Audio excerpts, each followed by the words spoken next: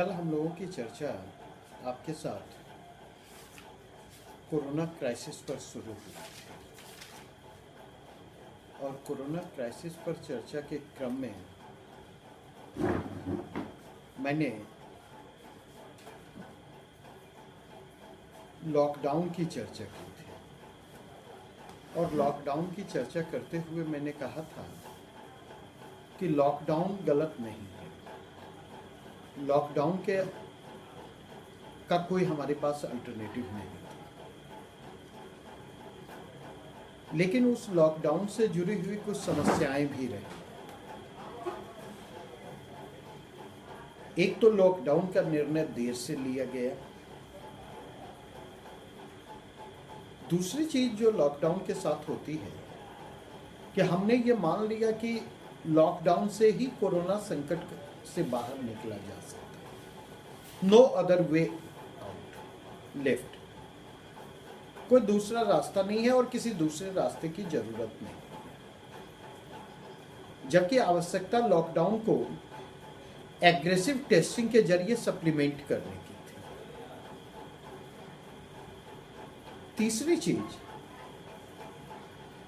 कि लॉकडाउन को जमीनी धरातल पर प्रभावी बनाने के लिए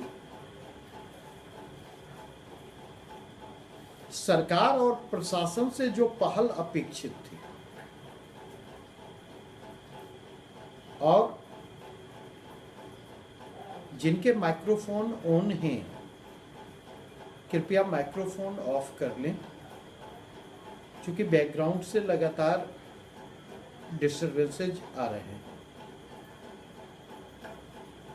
तो मैं ये कह रहा था कि आवश्यकता इस बात की थी कि इस लॉकडाउन को सरकार और प्रशासन प्रभावी तरीके से जमीनी धरातल पर क्रियान्वित करता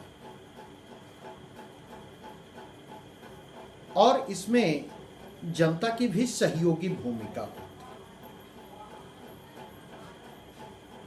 और यह तब तक संभव नहीं था जब तक कि अनौपचारिक संपर्क के सूत्र विकसित नहीं किए जाए। और अनौपचारिक संपर्क के सूत्र का काम कर सकती थी सिविल सोसाइटी। सिविल सोसाइटी का सहयोग लिया जाना चाहिए था, लेकिन कमोवेश अगर आप पूछे तो राहत के फ्रंट पर सिविल सोसाइटी की जो सक्रियता है वह भी वॉलंटरली है। इसके कारण अगर आप देखेंगे तो लॉकडाउन की रणनीति जो है पार्शियली सक्सेसफुल रहती है और पार्शियली वो फेल्योर दिखाई पड़ता है। और चौथी जो लॉकडाउन की कमी थी रणनीति की कि लॉकडाउन को प्रॉपरली प्लान्ड करने की जरूरत थी, जिसे प्लान्ड नहीं किया गया।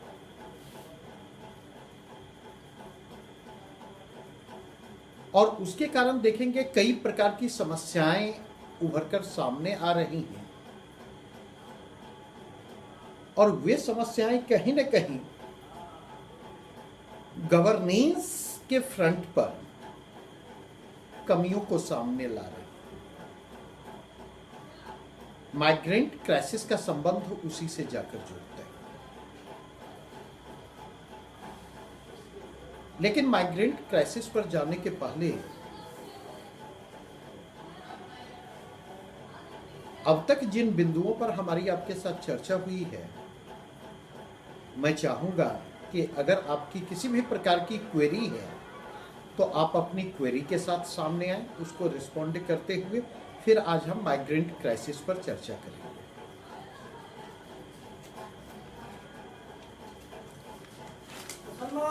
प्रश्न ओपन है आपके लिए।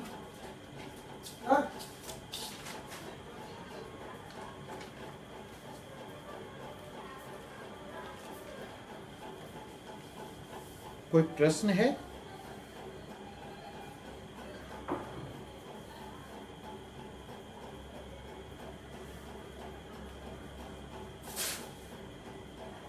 हेलो, आगे बढ़ा जा सकता है? ठीक है। देखें, कोरोना ने सरकार और प्रशासन के सामने जिस चुनौती को उत्पन्न किया, उस चुनौती को रिस्पॉन्ड करने के क्रम में मुझसे अगर पूछें तो सरकार की ओर से 2 गलतियां हुई हैं। यद्यपि मैं इस बात को भी स्वीकार करता हूं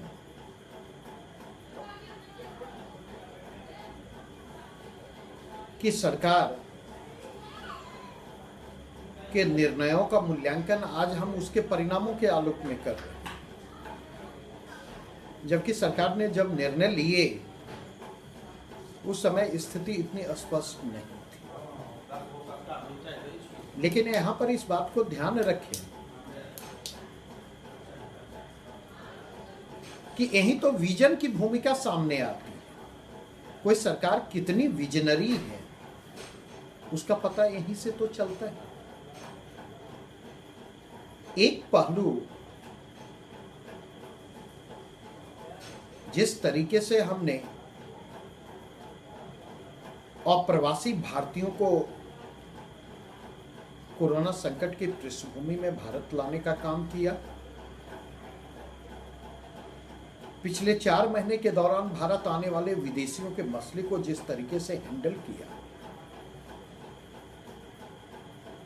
इसने कहीं न कहीं भारत को कोरोना की जद में लाने में महत्वपूर्ण एवं निर्णायक भूमिका निभाई है। और इसके परिणाम स्वरूप अगर आप देखें तो अर्बन सेंटर्स फर्स्ट फेज में कोरोना संकट के केंद्र के रूप में उभर कर सामने आए, अर्बन सेंटर्स। और दूसरा एलीट क्लास, जो डायरेक्टली या इनडायरेक्टली इन विदेशों से आने वाले इन अप्रवासी भारतीयों या विदेशियों के संपर्क में आया है।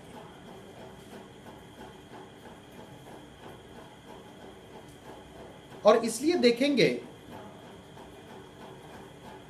कि कुछ समय पहले तक, या इवन मैं कह सकता हूं 2-4 दिन पहले तक, कोरोना क्राइसिस जो है अर्बन फिनोमेनन के रूप में सामने आता है। रूरल इकोनॉमी और रूरल पॉपुलेशन और रूरल एरिया पर बहुत ज्यादा इसका इंपैक्ट नहीं दिखाई पड़ता। जो थोड़ा बहुत इंपैक्ट दिखाई पड़ता है वह इंपैक्ट दिखाई पड़ता है शहरों से गांव आने वाले प्रभावितों के कारण। दूसरा ब्लंडर जो सरकार कर रही है, जिस तरीके से अर्बन इंडिया में माइग्रेंट लेबर क्राइसिस को रिस्पॉन्ड करने की कोशिश की गई पिछले 1.5 महीने के दौरान, और अब करीब करीब 1 सप्ताह पहले सरकार ने शहरों में फंसे हुए उन प्रवासी श्रमिकों को उनके घर तक पहुंचाने की जो रणनीति अपनाई है, और उस रणनीति में भी 1 स्टेप फॉरवर्ड और 2 स्टेप बैकवर्ड वाली जो स्थिति दिखाई पड़ती है, कहीं न कहीं आने वाले समय में मुझे आशंका इस बात की है कि सरकार के इस कदम के कारण कोरोना क्राइसिस अर्बन फिनोमेनन ना रह जाए बल्कि रूरल फिनोमेनन में तब्दील हो जाए। ग्रामीण भारत के लोगों और ग्रामीण अर्थव्यवस्था को भी कोरोना अपनी जद में ना ले ले। यहां पर एक प्रश्न आप पूछ सकते हैं, क्या माइग्रेंट लेबर को जो शहरों में फंसे हुए हैं उनको गांव नहीं लाया जाना चाहिए, उन्हें अपने घर तक वापस लौटने की अनुमति नहीं दी जानी चाहिए। क्या सरकार अनुमति देकर यह गलत कर रही है?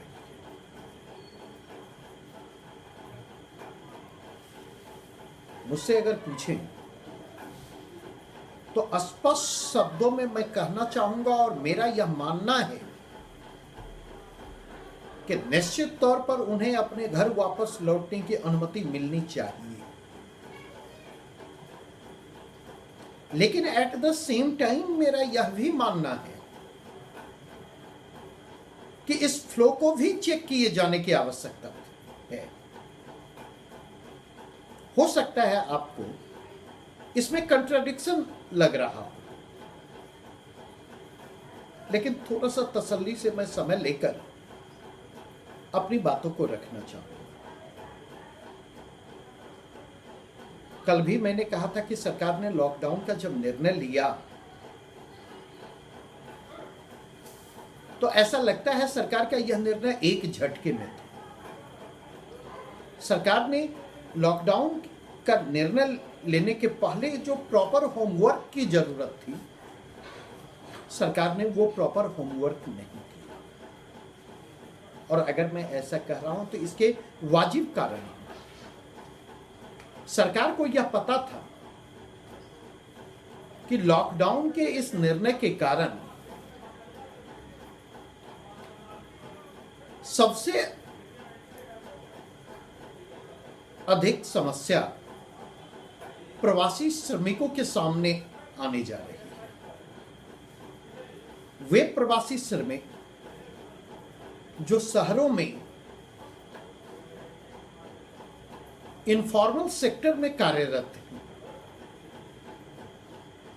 वे अप्रवासी श्रमिक जो शहरों में छोटे छोटे रोजगारों में लगे हुए, तो या तो उन्हें अपने घर वापस लौटने की अनुमति दी जानी चाहिए थी उसी समय, या फिर उन अप्रवासी श्रमिकों को थोड़ा सा पेशेंस रखेंगे ना तो आपके सारे प्रश्नों के जवाब मिल जाएंगे। हाँ, लेकिन उसके लिए पेशेंस की जरूरत होगी और थोड़ा सा समय देना होगा। उन अप्रवासी श्रमिकों के लिए शहरों में ही समुचित और पर्याप्त व्यवस्था की जानी चाहिए, क्योंकि लॉकडाउन के कारण उनके सामने उनका इनकम सीधे सीधे प्रभावित होने जा रहा था। और उनके इनकम के प्रभावित होने का मतलब है कि उनके सामने लिवलीहुड की क्राइसिस उत्पन्न होने जा रही है। तो अगर इसको प्रॉपर प्लान अप किया जाता, लॉकडाउन को, ऐसे लोगों के लिए अल्टरनेटिव अरेंजमेंट किया जाता, तो ऐसी स्थिति में मुझे लगता है पैनिक मोड में ये जो माइग्रेंट लेबर जाते हैं वे पैनिक्ड मोड में नहीं जाते। लेकिन आपने देखा ये अल्टरनेटिव अरेंजमेंट नहीं किया। दूसरी बात, ये सरकार के फ्रंट पर मैं बात कर रहा हूं। दूसरी बात मैं कहूंगा, और लगातार इस मसले को वेरी फर्स्ट डे से मैं उठाता रहा हूं कि ये क्राइसिस इतना बड़ा है कि किसी सरकार या किसी प्रशासन के बस की बात नहीं है कि वे अपने दम पर इस क्राइसिस को रिस्पॉन्ड कर पाए। और ऐसी स्थिति में एक इंडिविजुअल के रूप में हमारी जो सोशल रिस्पॉन्सिबिलिटी है, उस सोशल रिस्पॉन्सिबिलिटी को भी फुलफिल करने के लिए हमें आगे आना चाहिए था। एक नियोक्ता के रूप में, एक एम्प्लॉयर के रूप में अपने एम्प्लॉई के प्रति जो हमारी रिस्पॉन्सिबिलिटी है, उस रेस्पॉन्सिबिलिटी को भी फुलफिल करने के लिए हमें आगे आना चाहिए था। तो ना तो सरकार और प्रशासन अपनी जिम्मेवारी का निर्वाह कर पाने में सक्षम है, ना ही वे नियोक्ता अपने यहां काम करने वाले मजदूरों के प्रति अपनी जिम्मेवारी को निर्वाह करने को उत्सुक हैं। वे इसके लिए तैयार हैं, और ना एक इंडिविजुअल के रूप में हम और आप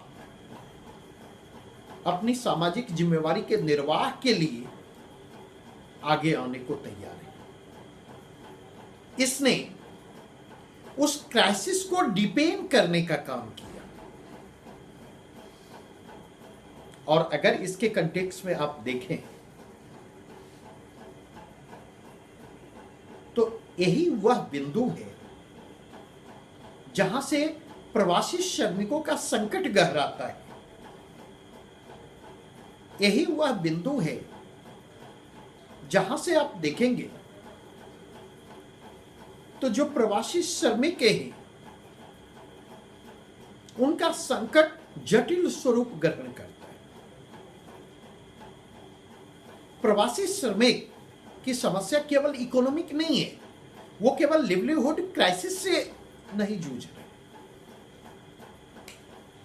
वे मोहभंग की स्थिति से गुजर रहे हैं। मोहभंग शहरी जीवन से, मोहभंग शहर के लोगों से, मोहभंग अपने नियोक्ताओं से, मोहभंग शहरी अर्थव्यवस्था से। कहीं ना कहीं उनके अंदर यह भाव घर करता है कि जिस आशा और अपेक्षा के साथ वे शहर आए थे, वे आशाएं, वे अपेक्षाएं पूरी नहीं हो रही हैं। और इसका सबसे बड़ा प्रमाण है कि शहर से गांव की ओर लौटे हुए प्रवासी श्रमिकों के हालात को देखे, उनकी प्रतिक्रिया को देखे, वे कहते हैं कि हम यहां गांव में भूखे मर जाएंगे लेकिन वापस शहर हम नहीं जाएंगे। ये उनके इमोशनल ट्रॉमा की ओर इशारा करते हैं। यह इस बात की ओर भी संकेत करता है कि समाज के रूप में हम अपनी जिम्मेवारियों के निर्वाह में असमर्थ रहे। 16 मजदूर मालगाड़ी के नीचे कटकर मर जाते हैं, और हमारे लिए यह एक समाचार है।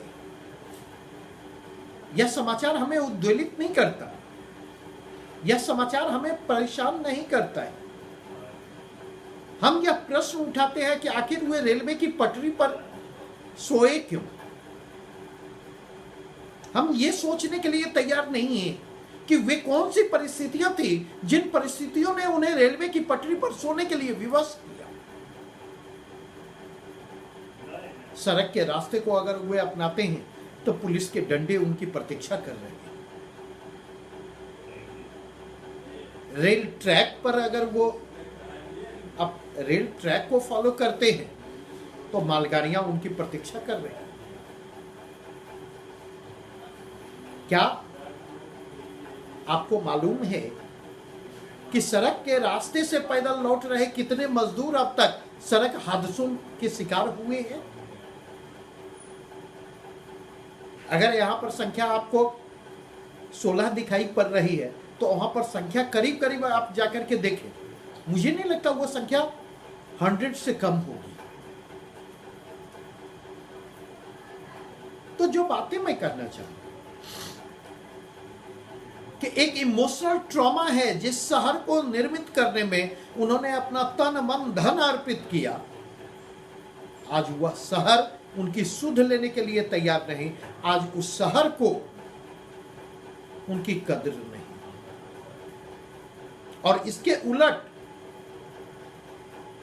वे केवल पैसे के लिए शहर नहीं गए थे, वे शहर सम्मान और प्रतिष्ठा की खातिर भी गए थे। लेकिन उन्हें उन शहरों में मिल क्या रहा है? अपमान, उपेक्षा और तिरस्कार। उस अपमान, उपेक्षा और तिरस्कार को उन्होंने तब तक सहा, तब तक बर्दाश्त किया जब तक शहर उनकी भौतिक जरूरतों को उपलब्ध करवाने के लिए तैयार था। लेकिन आज शहर उनकी उन भौतिक जरूरतों को पूरा करने के लिए भी तैयार नहीं है। आज शहर उनके सामने लिवलीहुड क्राइसिस की समस्या को क्रिएट कर रहा है। और समस्या सिर्फ इतनी नहीं है, समस्या यहां पर यह भी है कि आप अगर गौर करें तो शहर में रहने वाले इन प्रवासी मजदूरों की आय पर गांव में रहने वाला उनका पूरा का पूरा परिवार निर्भर था। और इसीलिए प्रवासी शहरी मजदूरों का यह संकट जो महज प्रवासी शहरी मजदूरों के संकट तक सीमित नहीं है, बल्कि इस संकट का विस्तार जो है ग्रामीण अर्थव्यवस्था तक आपको दिखाई पड़ेगा। इस संकट का विस्तार आपको जो है गांव में रहने वाले उनके परिवारों तक दिखाई पड़ेगा। जब तक इस इंटरलिंकेजेस को हम नहीं समझेंगे तब तक हम माइग्रेंट क्राइसिस को नहीं समझेंगे। और यही स्थिति इमोशनल क्राइसिस की भी। गांव में रहने वाला उनका परिवार इस बात को लेकर चिंतित है, गांव में रहने वाला उनका परिवार इस बात को लेकर चिंतित है कि पता नहीं हमारा बाप, पता नहीं हमारा पति, पता नहीं हमारा भाई, पता नहीं हमारा बेटा जो शहरों में फंसा हुआ है किन परिस्थितियों में जी रहा होगा। भरपेट उन्हें भोजन मिल पा भी रहा होगा या नहीं मिल पा रहा होगा, पता नहीं। कहीं वह भी कोरोना का शिकार ना हो जाए। और शहर में रहने वाले प्रवासी श्रमिक लगातार इस बात को चिंतित है कि पता नहीं गांव में उसकी मां कैसी होगी, बीवी कैसी होगी, बच्चे कैसे होंगे, बेटी कैसी होगी, बहन कैसी होगी।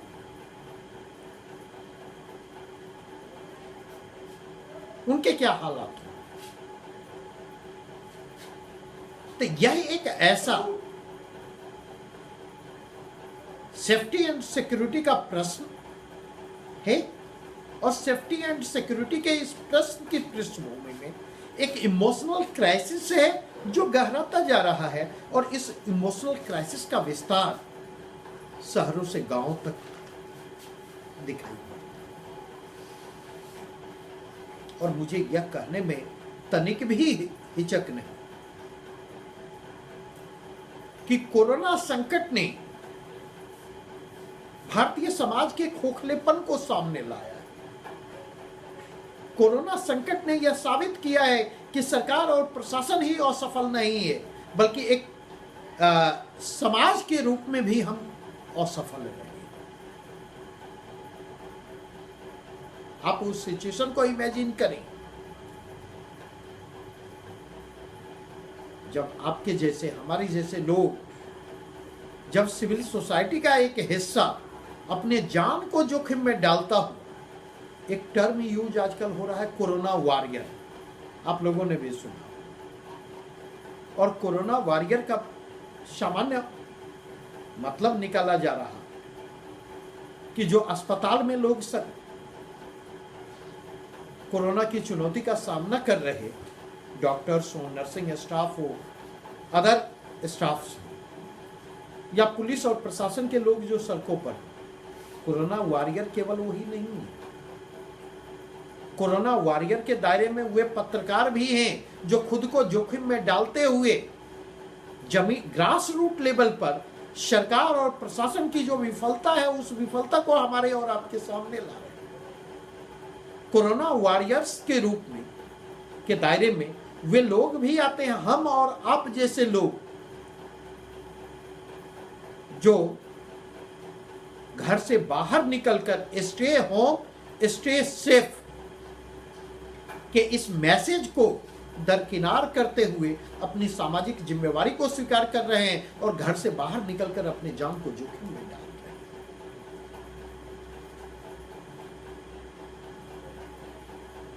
लेकिन विडंबना यह कि हमारे और आपके जोखिम लेने का जो फायदा समाज को मिलना चाहिए था वो फायदा नहीं मिल पा रहा है। इसलिए नहीं मिल पा रहा है क्योंकि सिविल सोसाइटी और प्रशासन के बीच कोऑर्डिनेशन का अभाव दिखाई पड़ता, समन्वय का अभाव दिखाई पड़ता। हेलो, अगर सिविल सोसाइटी और प्रशासन के बीच कोऑर्डिनेशन हो तो निश्चित तौर पर इस कोऑर्डिनेशन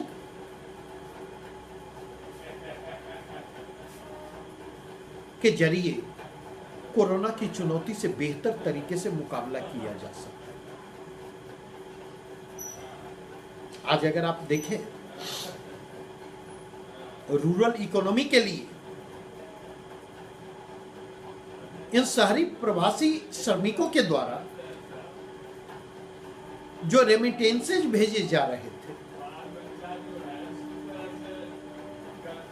अपनी आमदनी का जो हिस्सा उन्होंने बचा कर रखा था, जो अपने परिजनों को वो भेजते थे, आज उस रेमिटेंसेज का आना संभव नहीं है। एक नया टर्म यूज हो रहा है, revert remittances, revert remittances, reverse remittances. मतलब यह कि जिस आर्थिक तंगी का सामना ये प्रवासी श्रमिक शहरों में कर रहे, आज हालात ये हैं कि जमीन में जो गांव में जो थोड़े बहुत संसाधन उनके पास उपलब्ध हैं, उन संसाधनों को बेचकर, उन संसाधनों को गिरवी रखकर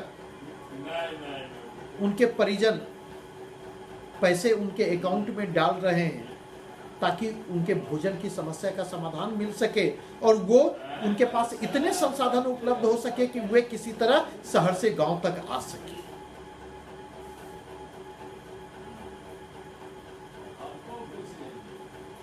एक टर्म यूज हो रहा है, रिवर्स माइग्रेशन, सुना है? कहा जा रहा है कि इस कोरोना क्राइसिस को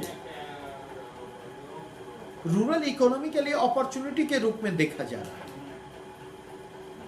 और ऐसा कहा जा रहा है कि अगर थोड़ी सी सावधानी बरती जाए, अगर रूरल इकोनॉमी तैयार हो, अगर सरकार और प्रशासन मुस्तैदी दिखाए,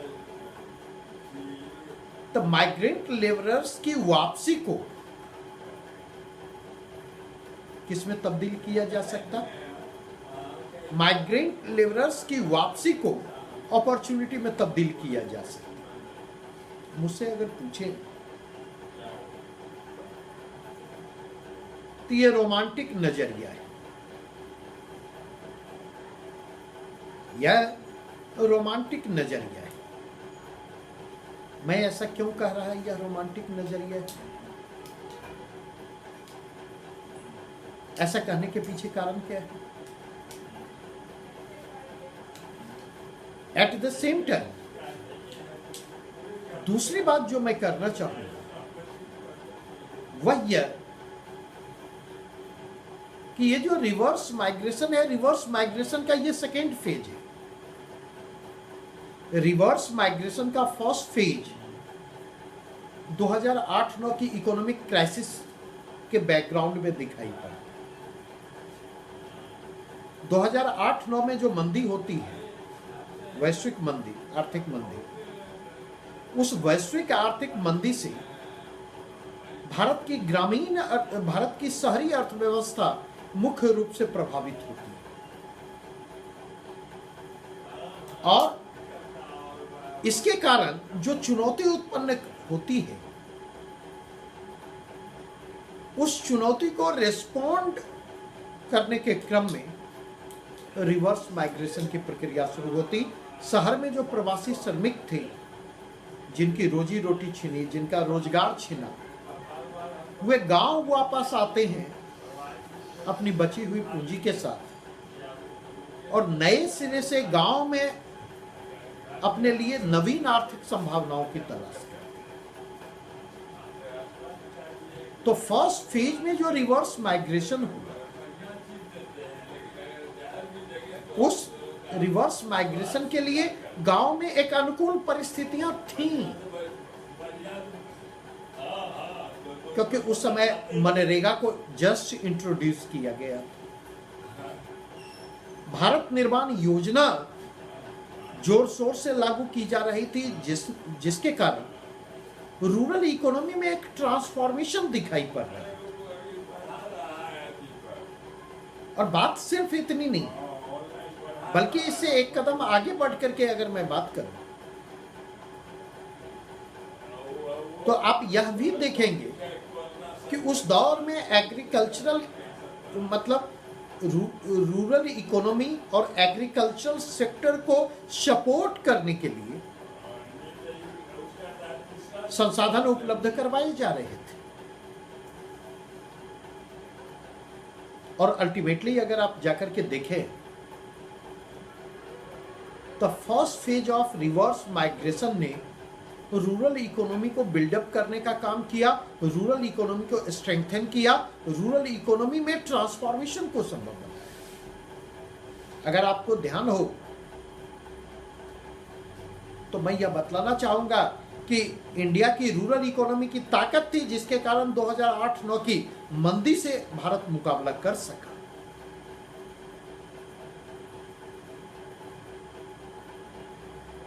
अगेन मैं यह कहना चाहूंगा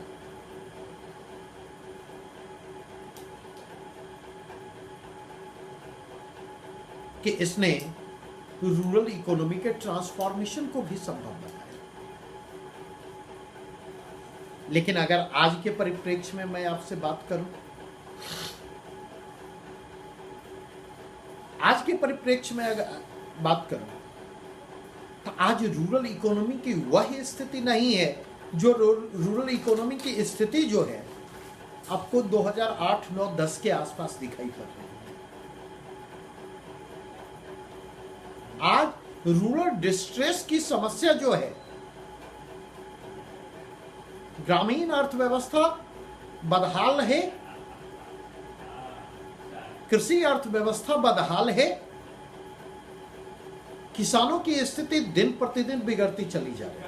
और ये बात ऐसा नहीं कि ये बातें मैं आलोचना के लिए कह रहा हूं। आप सरकार के आंकड़े को देखें,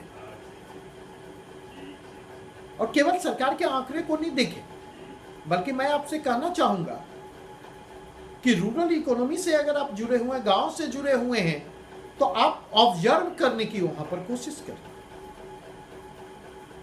दो और परिवर्तन आए।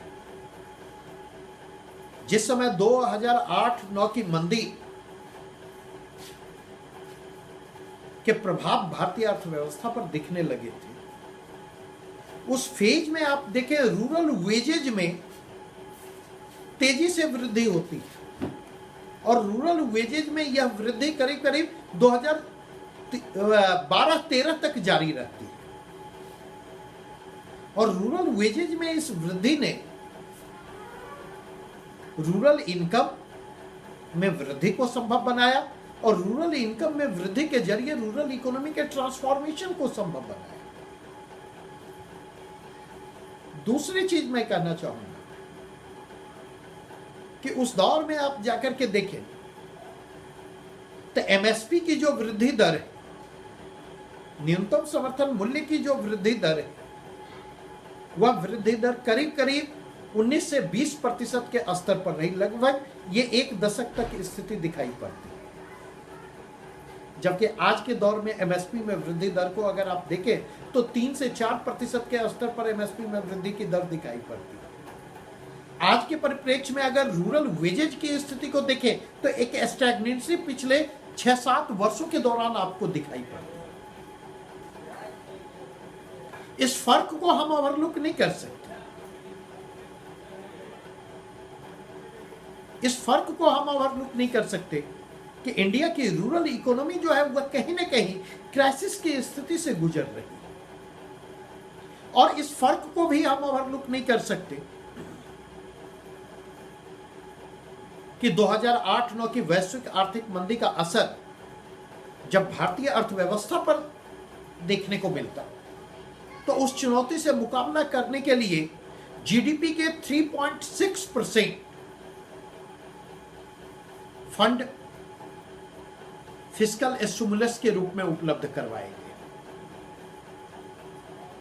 और ये जो 3.6% of GDP resource, financial resource से जो उपलब्ध करवाए गए, वो खर्च कहां हो रहे? तो उनका बड़ा हिस्सा सोशल सेक्टर पर खर्च होता है। सोशल सेक्टर एक्सपेंसेस के रूप में सामने आता है। उनका बड़ा हिस्सा जो है वह कहीं ना कहीं रूरल इकोनॉमी पर खर्च होता है। मतलब यह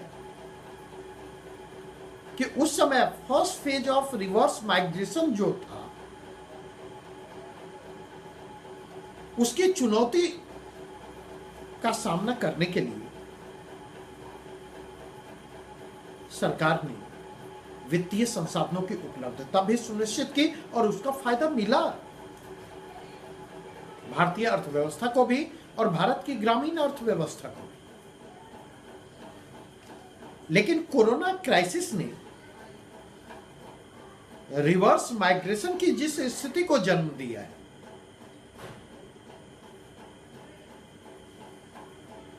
आज के दौर में अगर आप देखें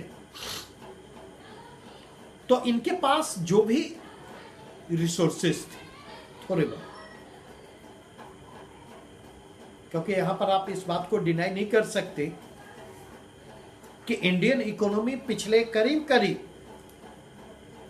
4-5 साल से गंभीर चुनौतियों का सामना कर रही है।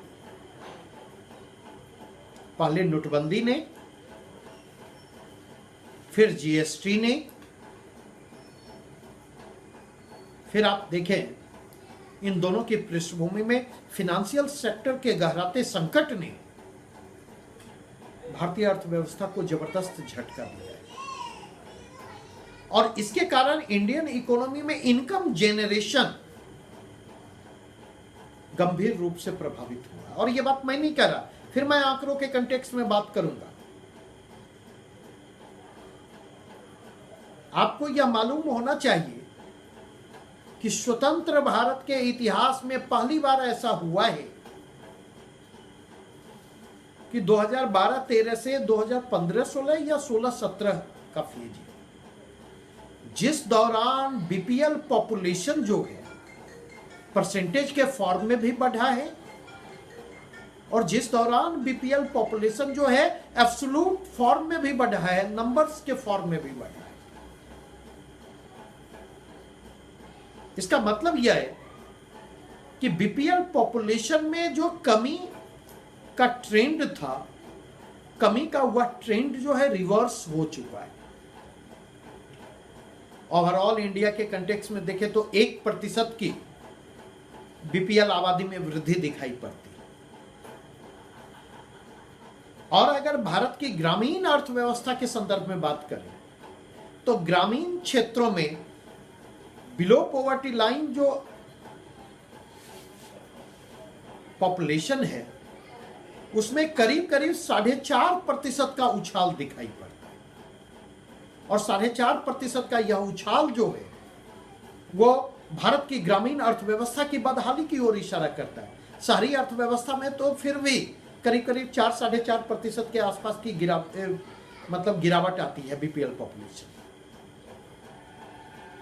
और यहां पर थोड़ा सा स्पेसिफिक होकर के बिहार के कंटेक्स्ट में मैं बात करना चाहूंगा और आपको यह बतलाना चाहूंगा, पहले भी मेरी चर्चा आपके साथ हुई थी कि बिहार में इस दौरान बीपीएल पॉपुलेशन में करीब 17% का उछाल आता है। 2012-13 के आसपास बीपीएल पॉपुलेशन बिहार में 34% के स्तर पर था, जो 50% से अधिक के स्तर पर आज पहुंच चुका है।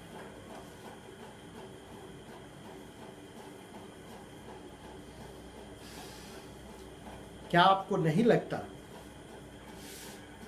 कि यह उस गंभीर संकट की ओर इशारा कर रहा है जिस गंभीर संकट के कारण मैं यह कह रहा हूं कि फर्स्ट फेज के रिवर्स माइग्रेशन के प्रोसेस से बेनिफिटेड रूरल इकोनॉमी होती है, रूरल इकोनॉमी में ट्रांसफॉर्मेशन होता है। लेकिन सेकेंड फेज का जो ये रिवर्स माइग्रेशन का प्रोसेस हुआ है,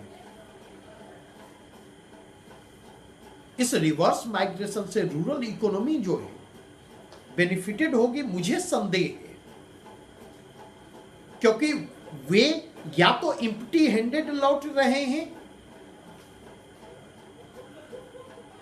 खाली हाथ शहरों से लौट रहे हैं, उनके पास वह फिनेंशियल रिसोर्सेज का वह बैकअप नहीं है कि वे नए सिरे से गांव में अपने लिए नवीन आर्थिक संभावनाओं की तलाश कर सके, या फिर वे वापस लौटने के क्रम में कर्ज में पहुंच चुके हैं और कर्ज का दबाव जो है उन पर लगातार बढ़ता जा रहा है। यह कर्ज उन्हें मुफ्त में कहीं से नहीं मिला है, ह्यूमैनिटेरियन ग्राउंड पर हेल्प के रूप में यह कर्ज नहीं मिला है। कोई 5% के मासिक सूद की दर पर कर्ज ले रहा है, तो कोई 7%, कोई 8%, कोई 10%। रिस्क जहां पर जितने हैं उस हिसाब से सूद की दरें बढ़ती चली जा रही है, और इस कर्ज की कीमत उन्हें आने वाले समय में चुकानी होगी। दूसरी बात, जब रूरल इकोनॉमी खुद डिस्ट्रेस में है, क्या यह रूरल इकोनॉमी, मैं इस बात से सहमत हूं कि जो लोग भी रिवर्स माइग्रेशन के इस प्रोसेस का हिस्सा बनकर गांव से शहर से गांव की ओर लौट रहे, उनमें स्किल्ड लेबर फोर्स और सेमी स्किल्ड लेबर फोर्स दोनों प्रकार के लेबर आपको मौजूद दिखाई पड़ेंगे। लेकिन सवाल यह उठता है कि क्या हमारी रूरल इकोनॉमी इस स्थिति में है कि वह उन्हें एब्जॉर्ब कर पाए? क्या हमारी रूरल इकोनॉमी की वह कैपेसिटी आज है? विशेषकर वैसी स्थिति में जबकि रूरल अनएम्प्लॉयमेंट की समस्या से हम लंबे समय से जूझ रहे हैं और रूरल अनएम्प्लॉयमेंट का दबाव जो है वह लगातार बढ़ता चला जा रहा है। खासकर वैसी स्थिति में जब लॉकडाउन के कारण जो है रूरल इकोनॉमी में भी इनकम जनरेशन बुरी तरह से प्रभावित हुआ है। जब लॉकडाउन के कारण रूरल इकोनॉमी में भी लिवलीहुड क्राइसिस जो है वह आकार ग्रहण करता हुआ आ रहा है।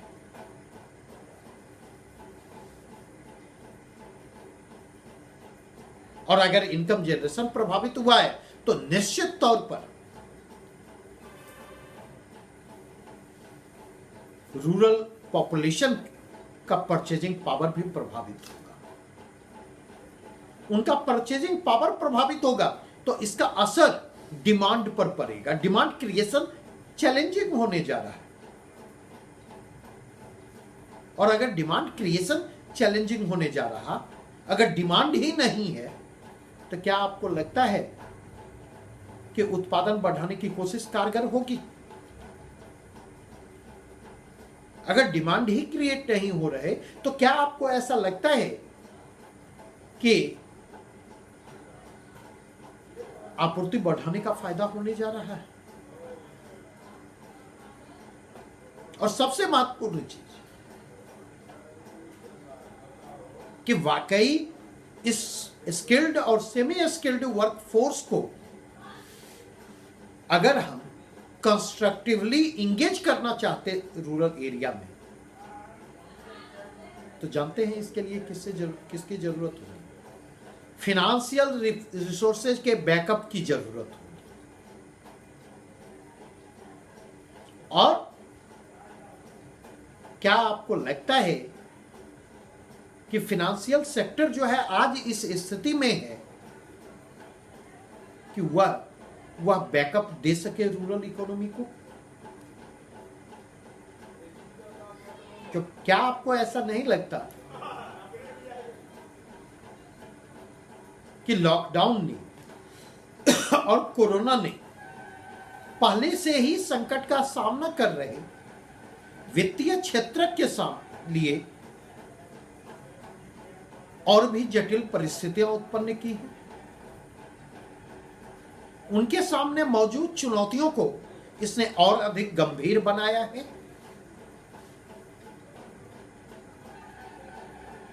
और बिना बैकअप के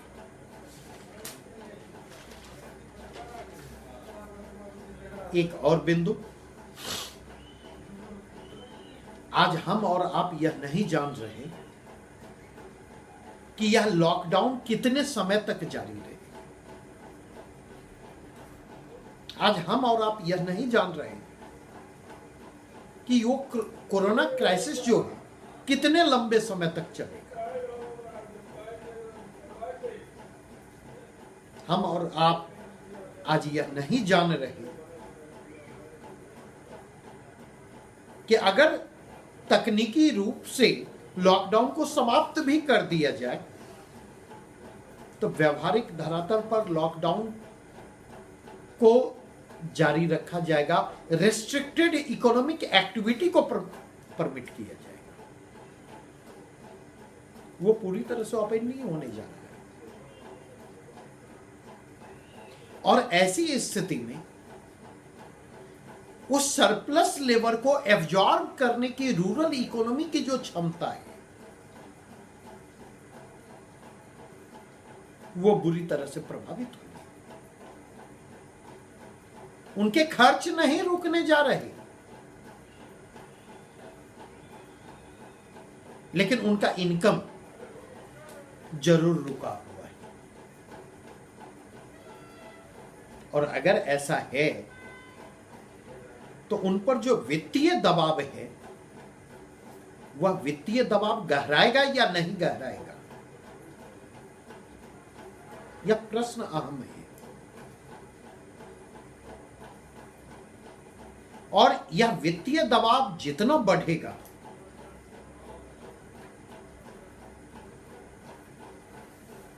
रूरल इकोनॉमी में एडजस्ट कर पाने की उनकी क्षमता उतनी ही प्रतिकूलता प्रभावित होगी।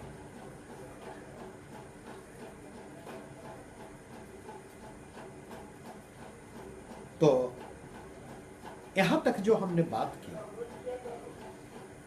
अब तक मैंने आपके साथ चर्चा की माइग्रेंट क्राइसिस क्या है,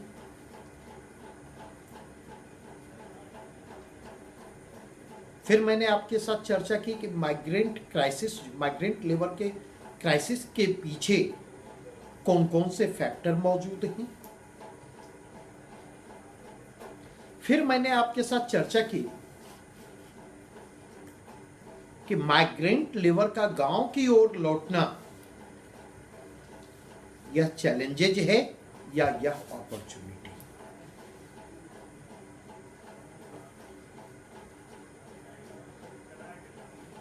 अब चौथे बिंदु की ओर फिर वापस मैं लौटना चाहूंगा, क्योंकि समय मेरे ख्याल से कम है, 10 मिनट के समय बचे हैं। वही जो प्रश्न हमने आरंभ में उठाया था कि क्या इन प्रवासी श्रमिकों को वापस नहीं लाना चाहिए था, तो मेरा रिस्पॉन्स है निश्चित तौर पर इन्हें वापस लाया जाना चाहिए।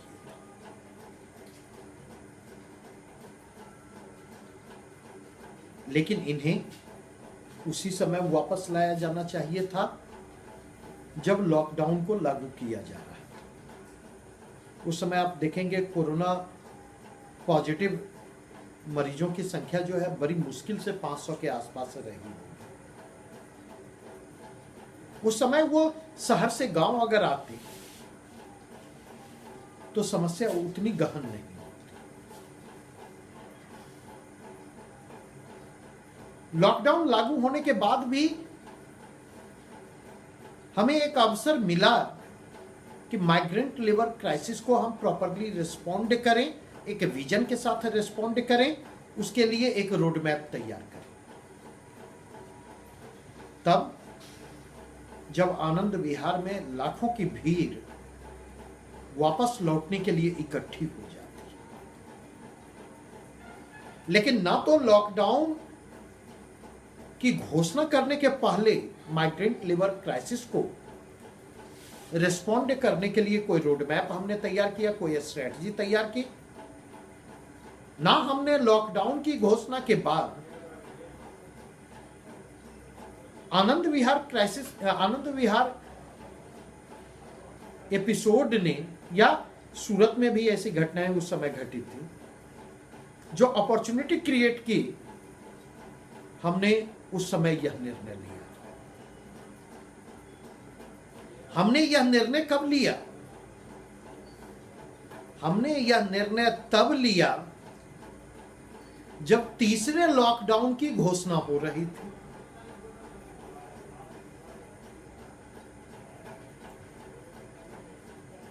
जिस समय कोरोना पॉजिटिव मरीजों की संख्या जो है 40,000 के आंकड़े को क्रॉस कर रही थी, ऐसे समय में माइग्रेंट लेबर को जहां के तहां रोकना यदि मानवीय संकट को जन्म देता, वहीं पर उनको वापस लाना जो है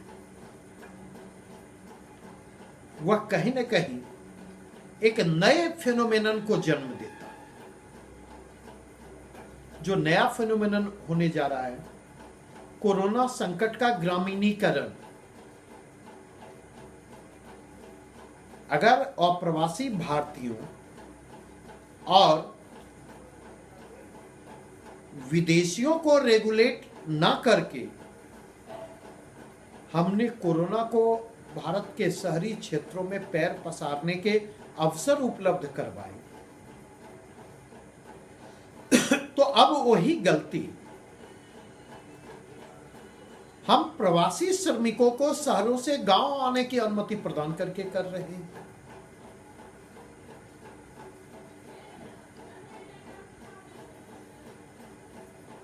क्योंकि इस बात को ध्यान रखें, उन प्रवासी श्रमिकों में कौन कोरोना से संक्रमित है, कौन नहीं है, बिना कोरोना टेस्ट के इस बात को आइडेंटिफाई कर पाना मुश्किल है। थर्मल स्कैनिंग के जरिए जो है आप ये आइडेंटिफाई नहीं कर सकते, और थर्मल स्कैनिंग के से आगे जाकर के आप सोच पाने की स्थिति में नहीं, सरकार और प्रशासन सोच पाने की स्थिति में नहीं। ये मैं नहीं कह रहा, Indian council of medical research यह कहती है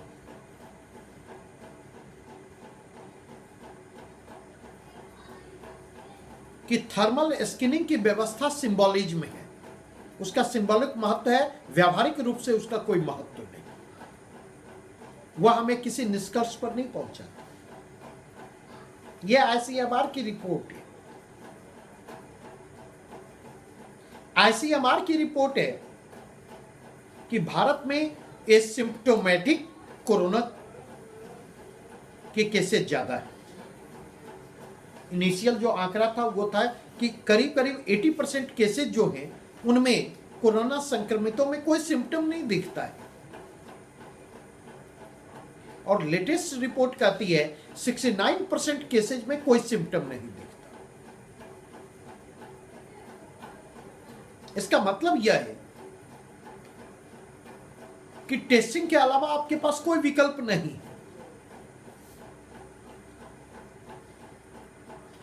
at the same time parallelly अगर आप देखें, आप उनको ला रहे हैं क्वारंटाइन सेंटर, या तो क्वारंटाइन सेंटर में रख रहे हैं या होम क्वारंटाइन में रख रहे हैं।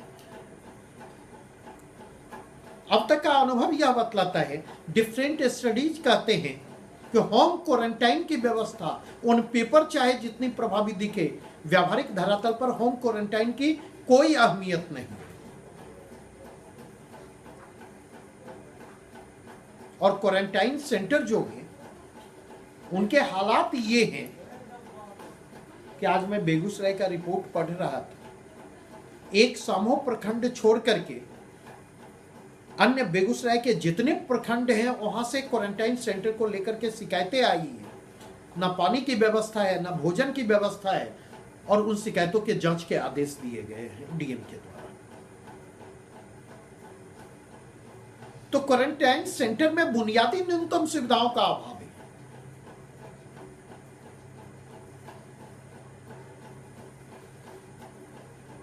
तीसरी चीज जो मैं कहना चाहूंगा, टेस्टिंग की जहां तक बात है, क्योंकि ये हमारा लास्ट पॉइंट होगा, शायद इससे आगे ना बढ़ पाऊं। टेस्टिंग की जहां तक बात है, तो अभी करीब करीब 4 से 5 दिन पहले बिहार सरकार के नोटिफिकेशन आए हैं, और उस नोटिफिकेशन में यह कहा गया है कि जब तक कोरोना का सिम्टम नहीं दिखता तब तक टेस्टिंग की जरूरत नहीं है, तब तक टेस्टिंग से परहेज किया जाएगा। और पिछले 5 दिनों के बिहार सरकार के टेस्टिंग के आंकड़े ये बतला रहे हैं कि 5 दिन पहले जहां पर डे 1400 से 1500 टेस्ट हो रहे थे, 5 दिनों के दौरान उन टेस्ट की संख्या को घटा करके 600 से 700 पर ले आया गया। और जब दबाव निर्मित हुआ तो अभी करीब करीब 1000 के आसपास टेस्टिंग हो रही है पिछले 2 दिनों से, जबकि आवश्यकता टेस्टिंग को बढ़ाए जाने की, क्योंकि जब तक टेस्टिंग को नहीं बढ़ाएंगे। दूसरी बात, नए नोटिफिकेशन जो बिहार सरकार के आए हैं, वो नया नोटिफिकेशन यह कहता है कि अगर कोई कोरोना पॉजिटिव केस रिपोर्ट किसी की पॉजिटिव होती है तो उसके संपर्क में आने वाले जो व्यक्ति हैं उनकी टेस्टिंग नहीं करवाई जाएगी। अब तक उनकी टेस्टिंग की व्यवस्था थी, अब कहा जा रहा है उनकी टेस्टिंग नहीं करवाई जाएगी, उनको क्वारंटाइन में रखा जाएगा, और अगर लक्षण उभर करके सामने आएंगे तब उनकी टेस्टिंग करवाई जाएगी। मतलब यह कि अपने मनमाफिक आंकड़ों को प्राप्त करने के लिए आप टेस्टिंग को अवॉइड कर रहे हैं। आम लोगों के जीवन की कोई कीमत नहीं, आम लोगों के जीवन को खतरे में डाला जा रहा है।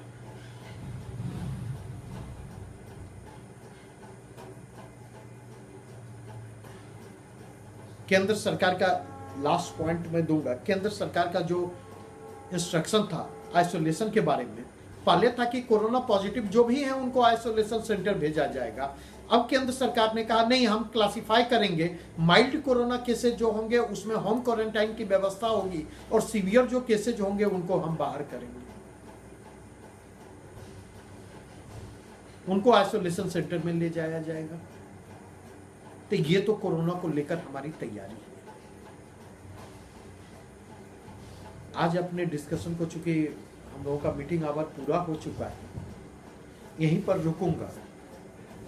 नेक्स्ट हमारी मीटिंग मंडे को होगी, और अभी माइग्रेंट लेबर क्राइसिस के कई सारे पहलू बचे हुए हैं जिनको उस दिन हम लोग डिस्कस करेंगे। Thanks a lot.